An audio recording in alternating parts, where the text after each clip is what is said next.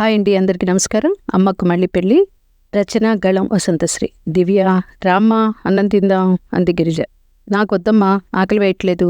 ఇందాక ఆకలేస్తుందన్నావు కదే, అప్పుడైంది, ఇప్పుడు అవటం లేదు. నీకెందుకు నా ఆకలి గురించి? నా గురించి నాకు అన్నం వద్దు అంతే. రేపు మార్నింగ్ నాకు ఢిల్లీ వెళ్ళడానికి ట్రైన్ బుక్ చేసుకున్నా అంది దివ్య. అదేంటే, ఒక 4 రోజులు ఉంటా అన్నావు, ఎందుకే ముందే వెళ్తున్నావు అంది గిరిజ ఆశ్చర్యంగా. లీవ్ లేదు అంటూ బట్టలు సర్దుకున్న దివ్యతో, గిరిజ, ఏ బుజ్జులు, అమ్మ మీద కోపం వచ్చిందా? నువ్వు చెప్పింది వినలేదని అంటూ దివ్య భుజంపై చేయి వేసింది. చేయి తీస్తూ, దివ్య, అదేమీ లేదు, నీ ఇష్టం అమ్మా. నువ్వు చెప్పిందల్లా నేను విన్నాను. నేను చెప్పిన ఒక్క మాట వినమంటే వినవు. నేను ఇక్కడ నుండి ఏం ప్రయోజనం అంది. దివ్య, దేనికైనా ఒక హద్దు ఉంటుంది. నువ్వు చెప్పేది వినటానికే బాలేదు. నీకు పెళ్లి చేయాలని ఏ సంబంధాలు చూస్తుంటే నువ్వు నా పెళ్లి చేయటం ఏంటే? విడ్డూరం కాకపోతే ఎవరన్నా వింటే ఉమ్మిపోతారు. ఎవరి గురించో నాకు చెప్పకమ్మా. మా ఆఫీసులో పనిచేసే సురేష్ గారు నిన్ను పెళ్లి చేసుకుంటానంటే ఎందుకు నువ్వు ఎస్ చెప్పవు అంది దివ్య. దివ్య, నీకు పిచ్చెక్కిందా? ఈ వయసులో నాకు మళ్ళీ పెళ్ళేంటే? ఎవరన్నా వింటే మొహాన ఉమ్ముతారు. నో అమ్మా, నవ్వితే నవ్వని. నీ వయసు ఎంత? జస్ట్ 45. ఈ నవ్వేవాళ్ళు ఉమ్మేవాళ్ళు ఎప్పుడూ ఉంటారు. దానికి నువ్వు జీవితం అయిపోయిందని చేతులు ఎత్తేస్తే ఎలా అమ్మా? నా జీవితం నేను చూసుకుని పెళ్లి చేసుకుని పోతే నిన్నెవరు చూస్తారు? ఎందుకే, నువ్వు లేవా? తర్వాత నీకు పుట్టే బిడ్డలు ఉంటారు. దివ్య, నీకు 23 ఏళ్ళు వచ్చాయి. ఇప్పుడు నీకు సరైన పెళ్లి టైం. చేసుకో, కాదనకుండా. పిచ్చిగోలు చేయకు.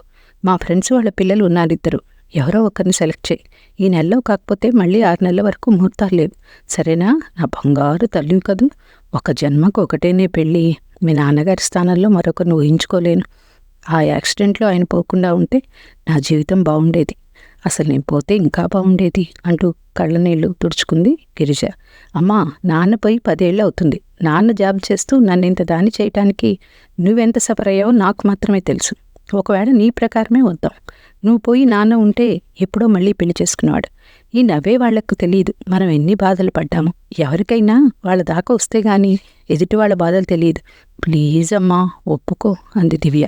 ఎంతకి గిరిజ ఒప్పుకోపోయేసరికి దివ్య కోపంగా ఢిల్లీ బయలుదేరింది. వెళ్తూ, అమ్మా, మా ఆఫీసులో పనిచేసే నా పై ఆఫీసర్ సురేష్ గారి అబ్బాయి దత్త ఇక్కడ ఇంజనీరింగ్ కాలేజీలో సీట్ కోసం కౌన్సిలింగ్కి వస్తున్నాడు. ఒక 2 డేస్ మన ఇంట్లో ఉంటాడు. జాగ్రత్తగా చూడు అని చెప్పి వెళ్ళిపోయింది. అలాగే, నువ్వు జాగ్రత్తగా వేళకు తింటూ ఉండు. వెళ్ళగానే ఫోన్ చేయి. బాయ్ చెప్పి తలిపేసుకుని గిరిజ. దత్తా వచ్చాడు. చాలా కలివిడిగా మాట్లాడుతున్నాడు, కొత్త లేకుండా. గిరిజ ఆఫీస్కి వెళ్తూ, దత్తా, టిఫిను భోజనం అన్నీ రెడీగా బల్ల మీద పెట్టాను. టిఫిన్ చేసి రెస్ట్ తీసుకున్నా. అలాగే ఆంటీ, మీరు వెళ్ళండి, నేను టిఫిన్ తినేసి బయటకు వెళ్ళొస్తా. కీస్ ఇవేగా అంటూ చూపించి తలిపేసుకున్నాడు. దివ్యకు కాల్ చేసిన గిరిజ, దత్తా వచ్చాడని. కొత్త లేకుండా చక్కగా మాట్లాడుతున్నాడు. ఓకే అమ్మా, దత్తాను బాగా చూడు. సురేష్ గారు మా బాస్కు నా మీద మంచిగా చెప్తే నాకు హైదరాబాద్కి ట్రాన్స్ఫర్ తొందరగా అవుతుందని చెప్పింది దివ్య. రేపు లీవ్ పెట్టి దత్తాతో పాటు నేను ఆ ఇంజనీరింగ్ కాలేజ్ కౌన్సిలింగ్కి వెళ్తానంది గిరిజ. ఓకే, అలాగే చూసుకోమ్మా అంటూ ఫోన్ పెట్టేసింది దివ్య. ఆ ఈవినింగ్ దత్తాకు బిర్యానీ, పానీపూరి అన్నీ చేసి పెట్టింది గిరిజ. అన్నీ తిని, చాలా బాగున్నాయి ఆంటీ, మా మమ్మీ కూడా ఇలానే చేసి పెట్టేది అంటున్నప్పుడు దత్తా గొంతు కొంచెం గీరబోయింది. అవునా, మరి అన్నీ పారేయకుండా తింటే పైనున్న మీ అమ్మగారు ఆనందిస్తారు అంది గిరిజ. ఆ మాటకు వెంటనే ప్లేట్లో ఉన్నవన్నీ తినేశాడు దత్తా. గుడ్ నైట్, రేపు త్వరగా లేవాలి దత్తా అంటూ తన రూమ్లోకి వెళ్ళింది గిరిజ. డాడీ, ఆంటీ చాలా చక్కగా అమ్మలాగే నన్ను చూసుకుంటున్నారు. రేపు కౌన్సిలింగ్ అవగానే ఎల్లుండి మార్నింగ్ ఢిల్లీకి బయలుదేరుతానని చెప్పాడు దత్త. అవునా, జాగ్రత్తగా కొంచెం ఆవిడకి హెల్ప్ చేయి. తిన్న ప్లేటు సింకులో వేస్తూ, దుప్పటి మడతేసి పెడుతూ, పంపులు కట్టేస్తూ ఉండు అని చెప్పాడు సురేష్. అలాగే డాడీ అన్నాడు దత్త. మరుసటి రోజు గిరిజ, దత్త ఇంజనీరింగ్ కాలేజ్కి వెళ్ళారు. అంతా ఈ ఇంటికి వచ్చేసరికి ఈవినింగ్ అయింది. నైట్ డిన్నర్కు ఇద్దరు హోటల్కి వెళ్ళి భోంచేశారు. దానికి దత్తానే వద్దన్న వినకుండా బిల్ పే చేశాడు. మరుసటి రోజు దత్త ఢిల్లీ వెళ్ళాడు. ఈ 2 రోజులు ఎంతో కలివిడిగా మాట్లాడిన దత్తా వెళ్ళగానే బోరుగా అనిపించింది గిరిజకు. అదే మాట ఫోన్లో చెప్పింది దివ్యకు. చాలా మంచి పిల్లాడు, ఈ కాలం కుర్రకారుగా లేడు ఈ దత్త అంది. అమ్మా, మా సురేష్ సార్ కూడా నిన్ను పొగిడాడు. మా దత్తను వాళ్ళ అమ్మలాగా చక్కగా కేరింగ్గా చూసుకున్నందుకు నీకు థ్యాంక్స్ చెప్పమన్నారు. మా సురేష్ సార్కు హైదరాబాద్ ట్రాన్స్ఫర్ అయింది. దత్తాకు అక్కడ ఇంజనీరింగ్ కాలేజీలో సీటు వచ్చిందని ఆయన హైదరాబాద్ వస్తున్నారు. కాలేజీ దగ్గరలోనే ఇల్లు చూస్తున్నారు. 1 నెలలో అంతా సర్దుకుని వచ్చేస్తారు. వచ్చేలోగా నా ట్రాన్స్ఫర్ సంగతి కూడా చూస్తా అన్నారు అంది దివ్య. అవునే, ఈ నెలలోగా ఆయన వచ్చేసేటప్పటికి నీ ట్రాన్స్ఫర్ సంగతి ఆయనకి గుర్తు చేస్తూ ఉండు అంది గిరిజ. దత్త ఓ రోజు కాల్ చేశాడు. ఆంటీ ఎలా ఉన్నారు?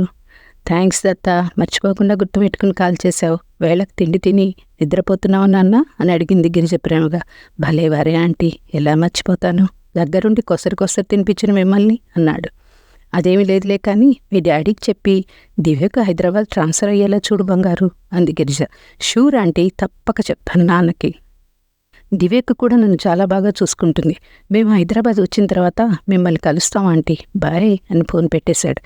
దత్త మంచి పిల్లాడు. ఈ దివ్యకు కూడా తొందరగా ట్రాన్స్ఫర్ అయితే హైదరాబాద్కు నాకు దిగులు ఉండదు అనుకుంది మనసులో గిరిజ. 1 నెలలో దివ్యకు హైదరాబాద్ ట్రాన్స్ఫర్ అయింది. అమ్మాయ్యా అని ఊపిరి పీల్చుకుంది గిరిజ. దత్తా వాళ్ళు కూడా హైదరాబాద్ వచ్చారు. ఇల్లు తీసుకుని దత్తా కాలేజ్ దగ్గరలో ఉంటున్నారు.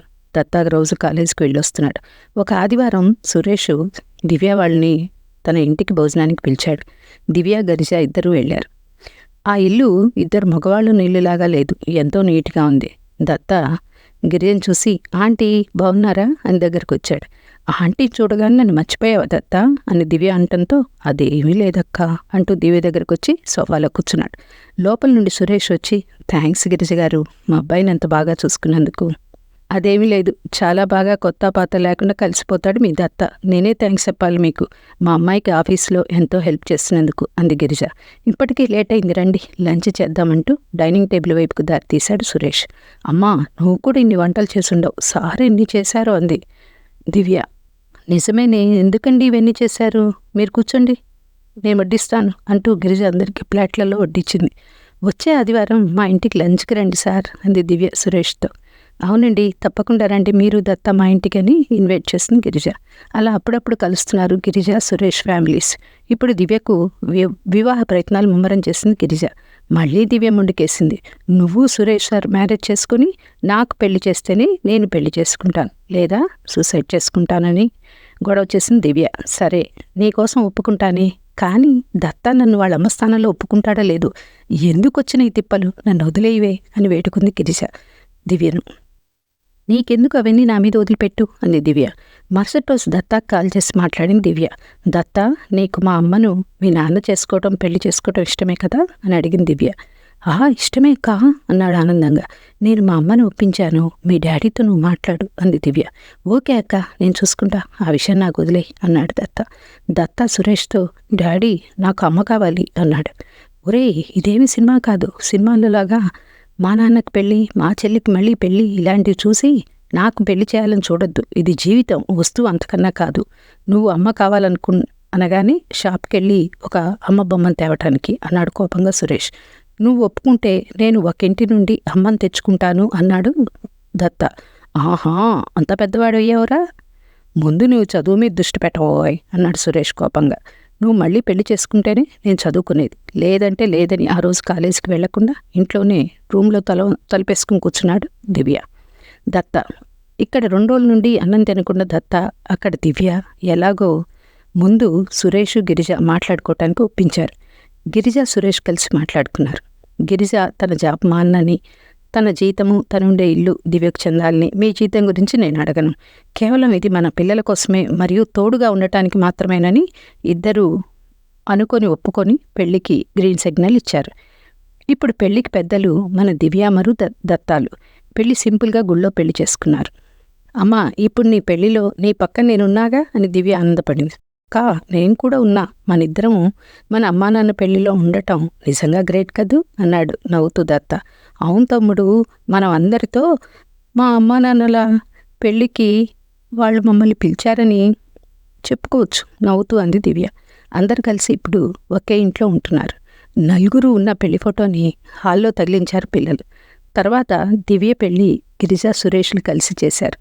దివ్యకు చాలా ఆనందంగా ఉంది, తను వెళ్ళిపోయినా అమ్మ ఒంటరిది కాదని. కూతురు దొరికినందుకు సురేషు, కొడుకు దొరికినందుకు గిరిజ ఆనందపడ్డారు. దత్త దివ్యను సొంత అక్కలాగా చూసుకుంటే దివ్య దత్తను సొంత తమ్ముళ్లాగా చూసుకుంటున్నది. దత్తాను ఎంతో ప్రేమగా చూసుకుంటున్నందుకు గిరిజను ప్రేమగా చూసుకుంటున్నాడు సురేష్.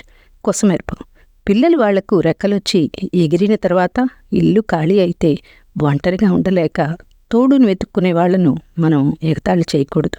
వాళ్ళ స్థానంలో ఉండి మనం ఆలోచించాలి. పెళ్ళి అనేది కేవలం శారీరక అవసరాలకే కాదు, మానసికంగా ఇద్దరు వ్యక్తులు తమ జీవితాల నుండి ఒంటరితనాన్ని పారద్రోలి బతికినన్నాళ్ళు ఆనందంతో బతకటం అనుకుంటే ఎటువంటి ఆక్షేపణ ఉండదు, చెయ్యకూడదు కూడా.